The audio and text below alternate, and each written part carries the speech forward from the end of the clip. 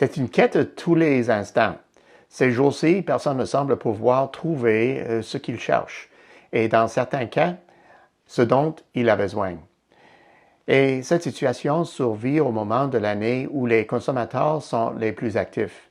Du jour au lendemain, nous sommes passés d'une économie mal préparée qui démarre, puis s'arrête, puis qui propulse la croissance à un rythme que personne ne semble pouvoir suivre.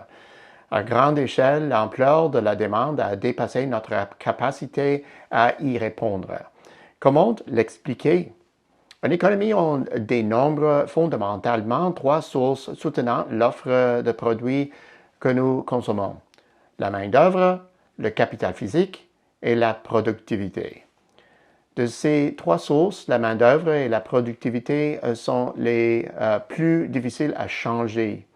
Le capital physique évolue en fonction d'une décision toute simple, celle d'investir ou de ne pas investir. Par conséquent, les décisions passées en matière d'investissement seraient à l'origine du manque actuel de produits pour répondre à la demande.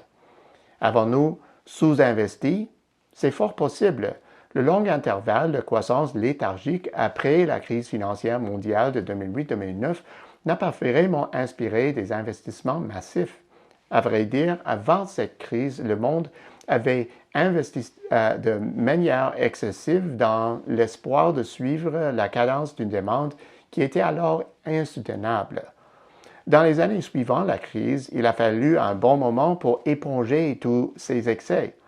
Or, cette attente a persuadé les entreprises qu'une activité d'investissement plus faible et plus lente définissait la nouvelle normalité.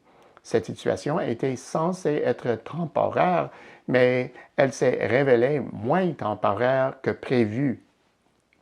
La mise en place dans l'économie du capital physique, essentiellement des installations et de la machinerie, est une décision prise dans un horizon à long terme.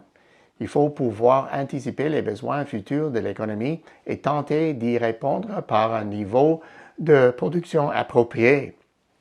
Cela reste une décision risquée et le risque est proportionnel à l'ampleur de l'investissement.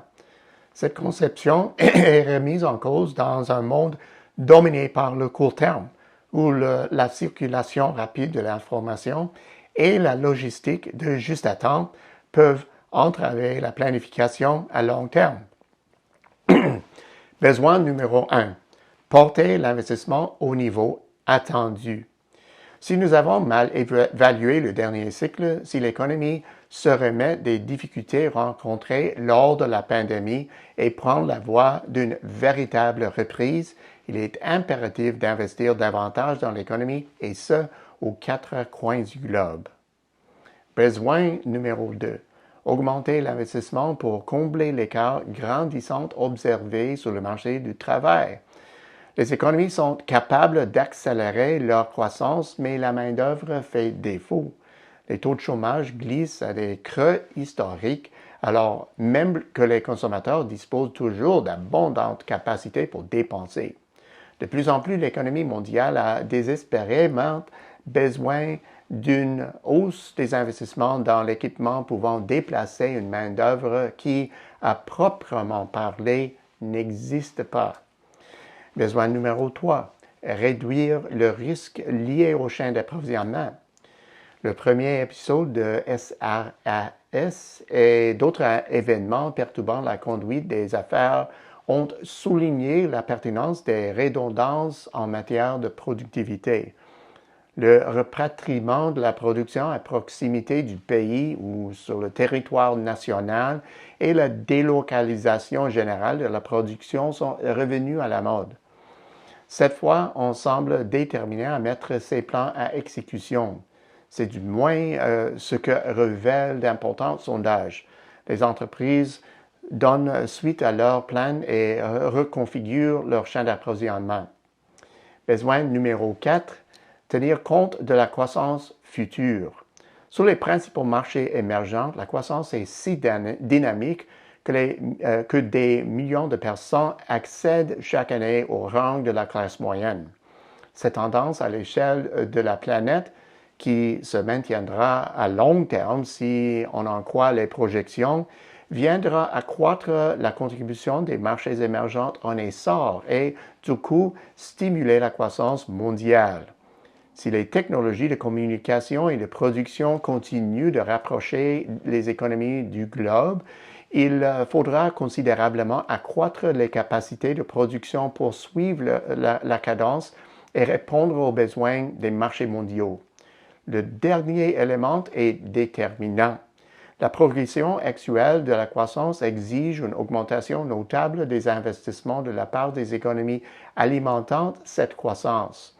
Pourtant, la décision d'augmenter de façon marquée l'investissement n'est pas le scénario habituel.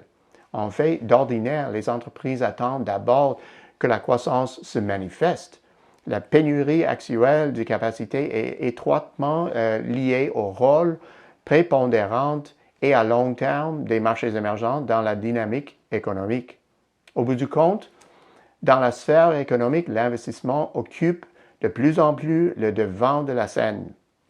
Chaque jour qui passe, il revêt une importance capitale étant que moteur de la croissance à court terme. Espérons que la nécessité d'investir donnera lieu à une intensification de l'activité d'investissement. Notre souhait est que l'économie dispose de ressources suffisantes pour créer des capacités additionnelles dans l'économie. Alors, prêt à investir? La semaine prochaine, c'est Peter Hall.